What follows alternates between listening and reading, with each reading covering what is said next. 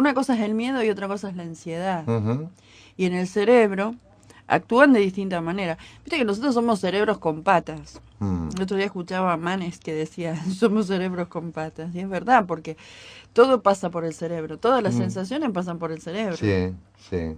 Entonces, depende de cómo el cerebro interprete las cosas en ese momento. Si en algún otro momento fue muy estresante, volvemos a ese momento estresante. Somos perros Mm. de De Pavlov, Pavlov. Pavlov, Se me puso mal el osentáis. o sentáis, sí. Sí.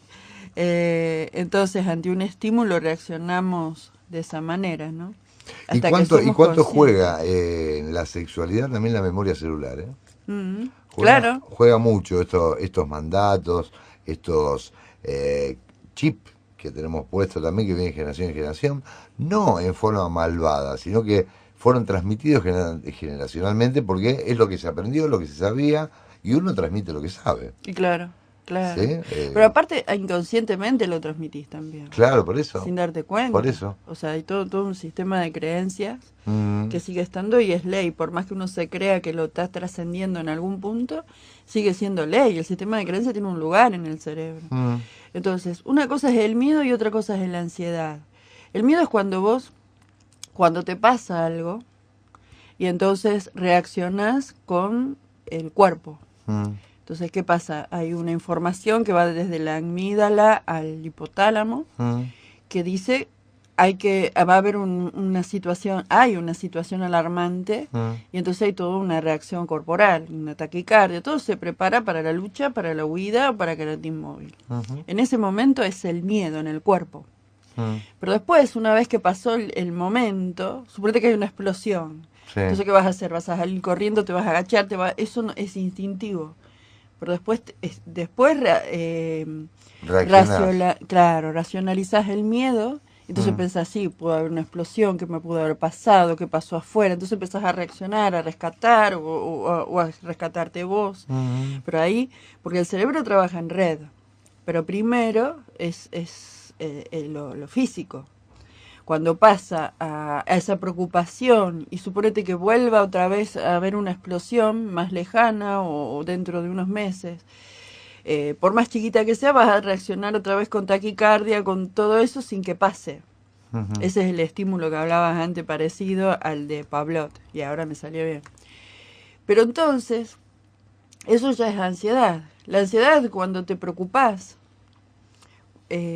porque el cerebro lo interpreta como que es otra vez lo mismo, Ujú. en fracciones de segundo, hasta que lo puedes pensar, te puedes tranquilizar. Entonces, ¿qué pasa? Ante, como ustedes hablaban, una situación sexual, si algo pasó antes, incluso si algo está instalado en la memoria celular de alguna cosa que fue traumática, va a volver a ponerse en ansiedad y no en miedo.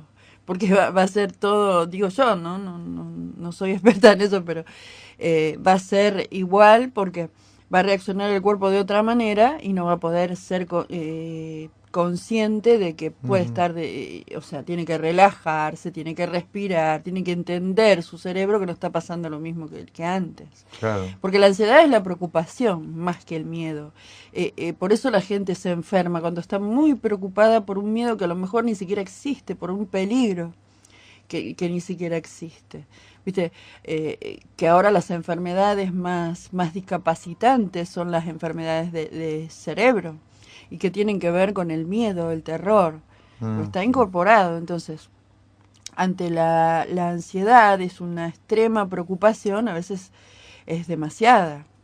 Entonces nos manipulan con ese miedo también. Obviamente, el miedo Es es el... contagioso aparte. Sí, se contagia, se hacen ciudades o sociedades paranoicas, digamos, Claro. ¿no? Con un miedo determinado. Yo me acordaba, como vos estabas hablando de esto, hay un documental que hizo, cómo se llama el periodista Pablo de estadounidense, el grandote, gordo, colorado, que hizo Bowling of Columbine, que hizo la denuncia de los chicos que entraron con armas en la escuela, que Ah, mataron?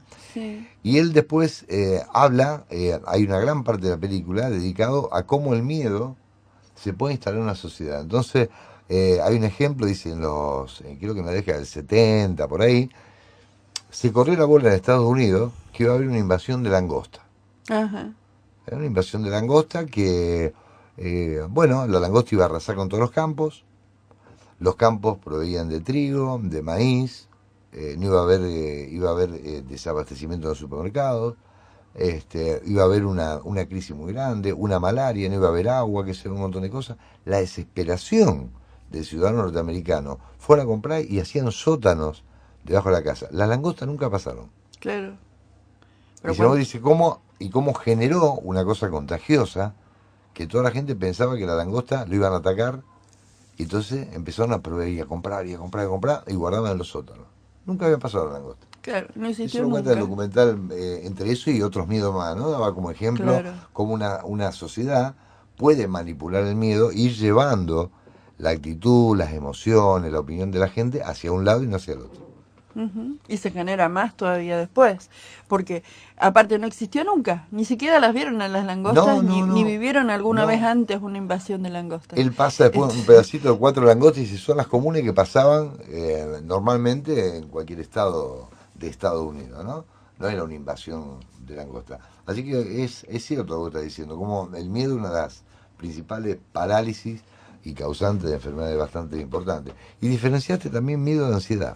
claro, porque el miedo es el momento en que lo sentís y cómo se disparan toda la química del Mm, cerebro en el mm, físico. mm, Y la ansiedad es cuando ya tomás conciencia de ese miedo y cuando ujú, vuelve a pasar. Es la preocupación extrema sobre algo. mm, Es ese estrés que te pone ansioso porque tenés esa preocupación. Y eso, mm, que a veces te ayuda, porque esto de preocuparte va a hacer que puedas anticipar algo que pueda pasarte en mm. realidad, si algo es real. Pero si Sí. no es real, porque el cerebro reacciona a lo real, y a lo real, a lo imaginario y a lo simbólico de la misma forma. Ujú, Entonces vos podés crearle, como le crearon a esas personas en Estados Unidos, algo que no existía, sí, ni siquiera lo vieron, y sin embargo ya estaba creado el miedo, porque era la preocupación, ¿te das cuenta? Era claro. la preocupación, ya estaban en un estado de ansiedad de qué les iba a pasar, esa preocupación por el futuro sobre todo. Ujú, Y está basado todo en el miedo, en el dolor y en el miedo a más dolor, en ese dolor que ni siquiera conoces,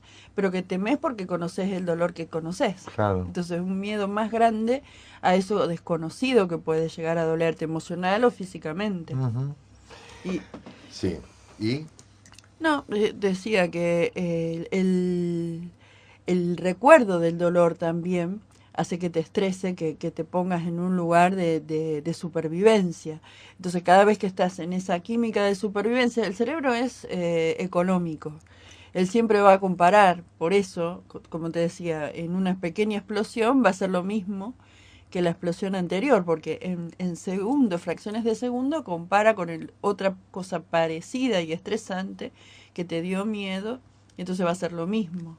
En este caso, esta gente ni siquiera había vivido una situación así, pero la llevaron para que el cerebro crea que ya estaba y era inminente algo que ni siquiera conocía. Ahora, eso funciona también aún pensando, por ejemplo, vos sufriste un miedo hacia algo, ¿no? Mm, Vamos a ir con el ejemplo de la langosta. Vos sí, suponete que hubieran pasado la langosta, y hubiera sido una invasión de langosta, y hubiera arrasado con todo, ¿no? sí.